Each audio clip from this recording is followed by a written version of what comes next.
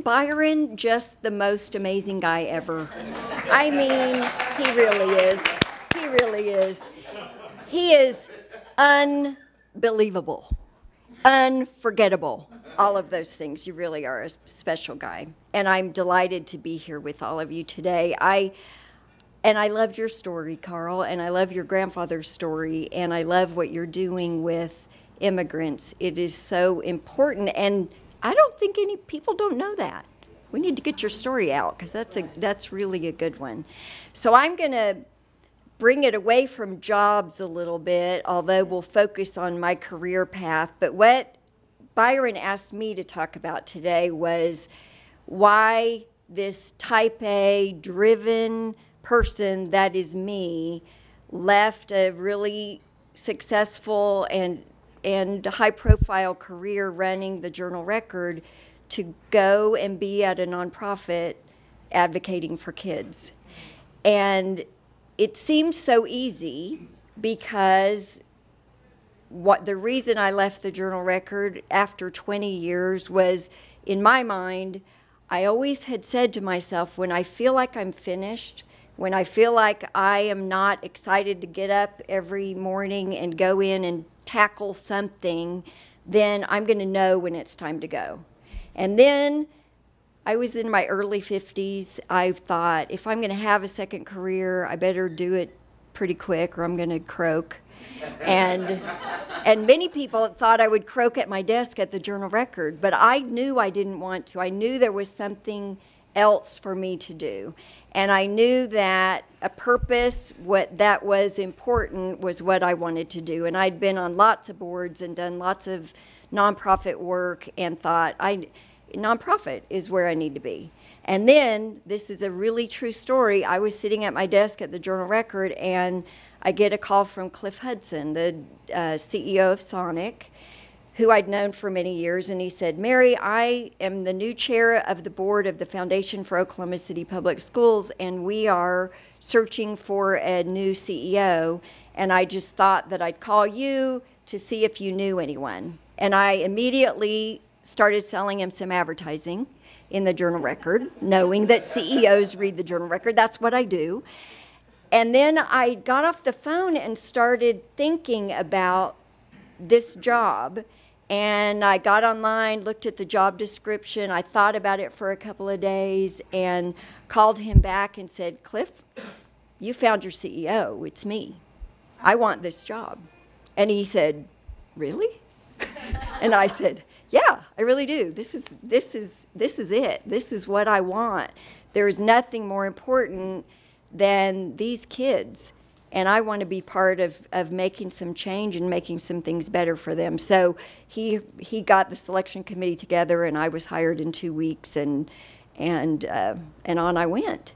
So that was almost 4 years ago. When I really reflect, though, about what got me to this place in my life, I have to think about where I came from. And that's what I want to share with you today. I really don't like talking about my personal story, but I feel like it's who I am, and it's what brought me to this place overall. So I'm going to share a bit about it and how I reflected when Byron asked me to talk about what is it that made me willing to make this change and take this risk and take this pay cut to do something that was so different for me. And I think what I figured out is that I have a growth mindset.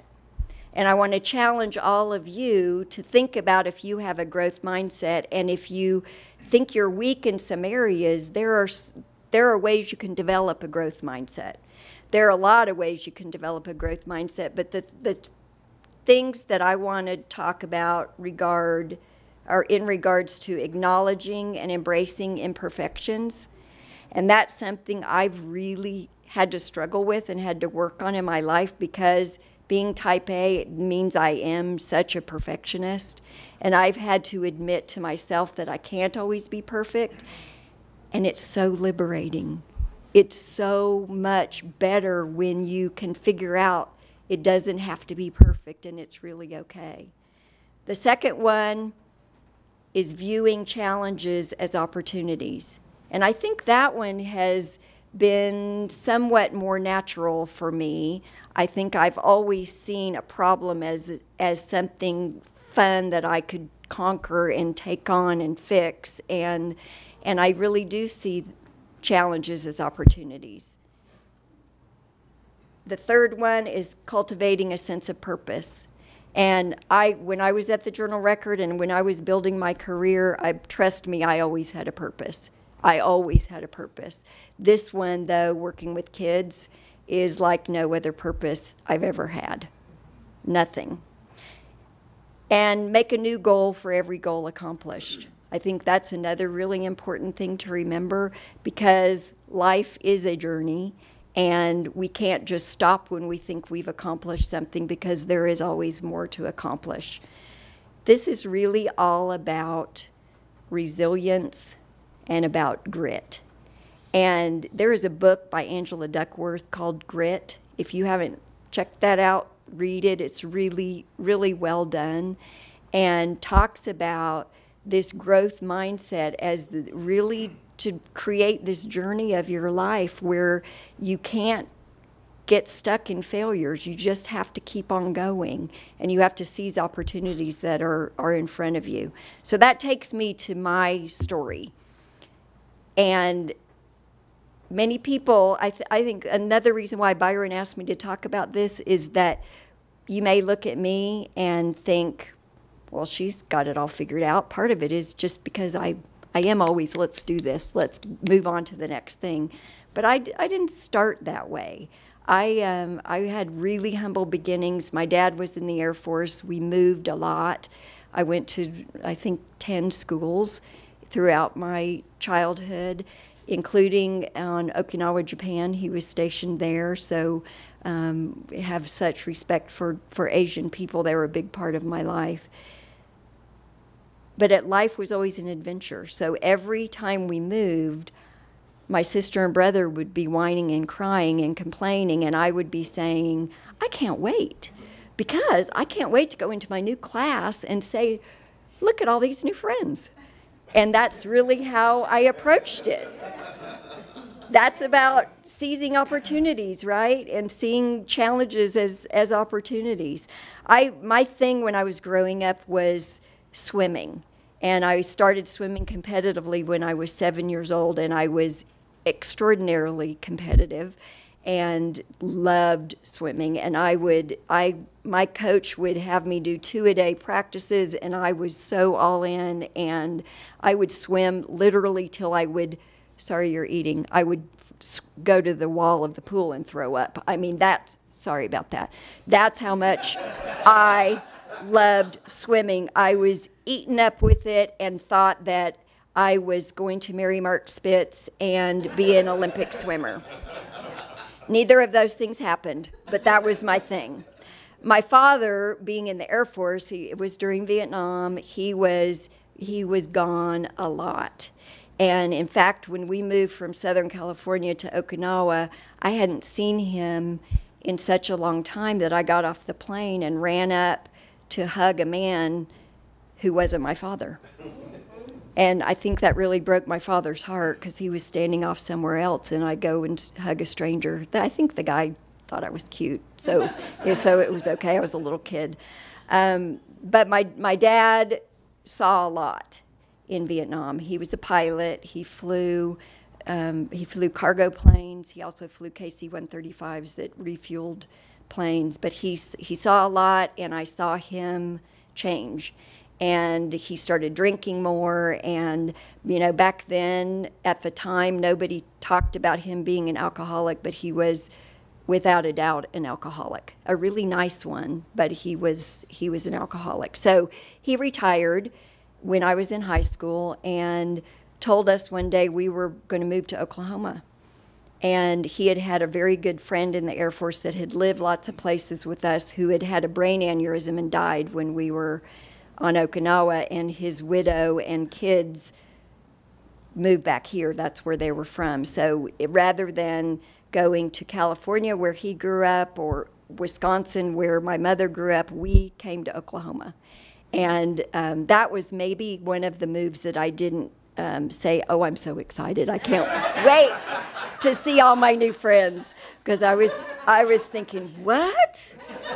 What? And I remember with my friends on Okinawa singing, the only thing we knew about Oklahoma was I'm proud to be an Okie from Muskogee. That was it. That was my frame of reference. So, and tornadoes. But I came here, finished high school here, and went off to college. My parents divorced while I was in college, and my dad was diagnosed with cancer and died when I was a sophomore, just before I turned 20 years old.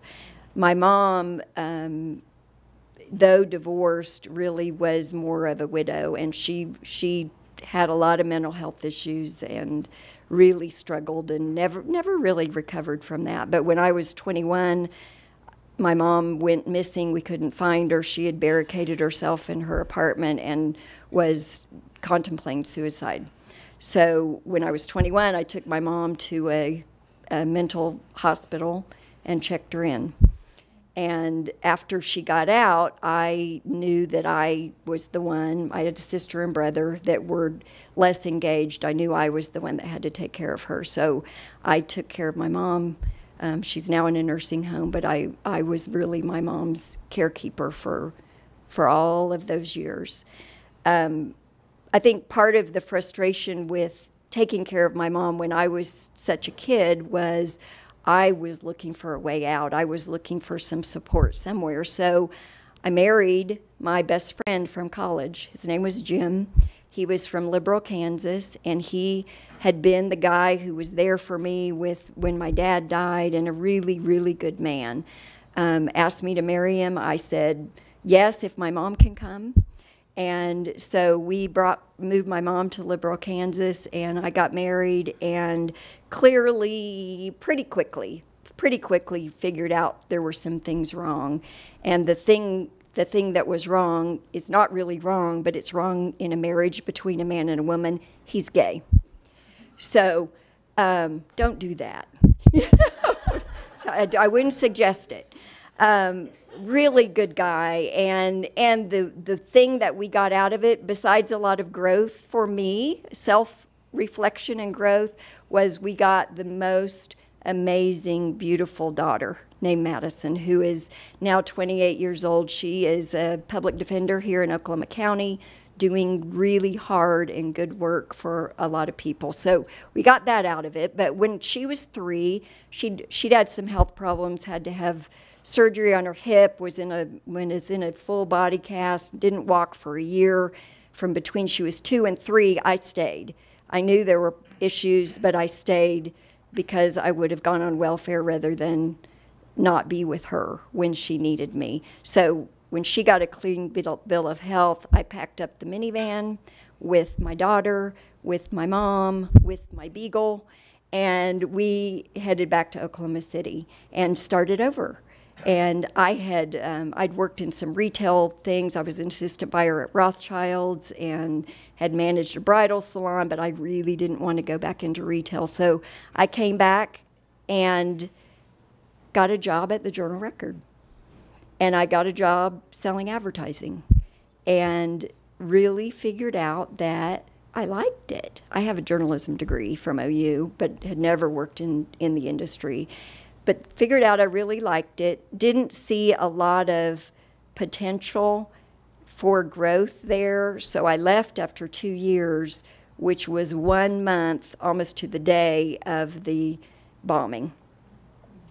And I had taken a job that I didn't really like, came back about 2 or 3 weeks after the bombing to a baby shower of one of my former colleagues at Journal-Record, and the Journal-Record had just announced that they'd been purchased by the Dolan Media Company. And I immediately thought, okay, this is a sign that I need to come back. I'm not happy with where I am, but no one would have bought it if they weren't going to make it better. So I marched myself back in and brought my resume, and I was hired as advertising director pretty quickly. So I came back into the Journal-Record when we were in Oklahoma Tower because we were displaced from the Journal Record building, never to return again. We were in Oklahoma Tower with wires hanging, just in some temporary offices with boxes everywhere. More than anything, though, they were traumatized people. They were really suffering. And I feel like that was also an opportunity because though I loved them and cared for them, I hadn't lived through what they had lived through. So I could be the one of them, but the outside of them to offer support and try to help build that business back up. And we built it up. We made it grow, and we made it come back. And the new owners invested in us and invested in our people so that we could really make something out of that company. And some years later, I was given more and more responsibility, and in 2001, I was named as the first woman publisher of the Journal Record. And I don't always like to say the first woman this or that, but I think it's pretty important. You know, I hung with the boys through all of that, and I'd been through a couple of different publishers. And by the time the last one left and it was possibly my turn for the job, I was feeling all this insecurity, like, can I do it? Am I ready? I'm not sure. And then I just thought to myself, God, I don't want to train another one. So I think I just need to go ahead and get this done. So I took it. And we did some really great things for a long time. And I loved every minute of it until I got to the place where I thought I got to have this other purpose. I've got to do something that really makes a lasting impact. And so I left for the foundation. It'll be 4 years in September, and have not for a minute regretted that decision. Not for 1 minute. It has been a wonderful experience. I get to work with Courtney Morton and some amazing and talented people who are so dedicated. And I think those stories and those people who've dedicated their lives to our kids is something we don't hear about enough. These are hard-working folks. About a year after I had joined the foundation team, I got another shock in my life. I had remarried, and he adopted my daughter. And I came home. He'd been on a work trip, and I came home one night, and he stood up from the sofa and said, "We're done. We're done." And I was shocked. And he said, "How could you be shocked? We've been so unhappy." And I said, "I haven't." What? Why didn't you tell me? And I, in hindsight and really in reflecting on it, he was giving me signs, and I wasn't listening to him. But he meant it. He was done.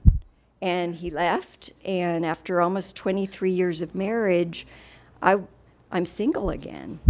So it's been a couple of years now, and I have learned more about myself in these last 2 years than anything I've ever been through in my life. And I am so much stronger. And I don't think I was not strong before, but I am so much stronger. And more than anything, I am so comfortable with who I am. Back to that imperfection thing that I've always struggled with. I'm so comfortable with who I am, and I know what I stand for. And I know without a doubt that I really can make it on my own, even though that was something back the 16-year-old me when my parents divorced. I said, I'll never not be able to take care of myself. That's one thing I learned with all of my mom's problems. I'll never not be able to take care of myself. And I always could. I always could make a living. But that's very different than taking care of yourself on the inside. And I've learned that more than anything. So my story is just my story. Everyone has a story. And I think what's so important to remember about that is learn other people's stories and share your own story. Talk about tolerance and learning tolerance and being able to find consensus, if we all knew each other's stories, wouldn't it be so much better than having these preconceived notions about who we think people are when we really don't know them? And I'll close with a Churchill quote. You gave us a Bono quote. I'm going to close with a Winston Churchill. No, yours was good. I loved it. I loved it. But mine is Winston Churchill. And he said, success is not final. Failure is not fatal. It's the courage to continue that counts. Thank you very much.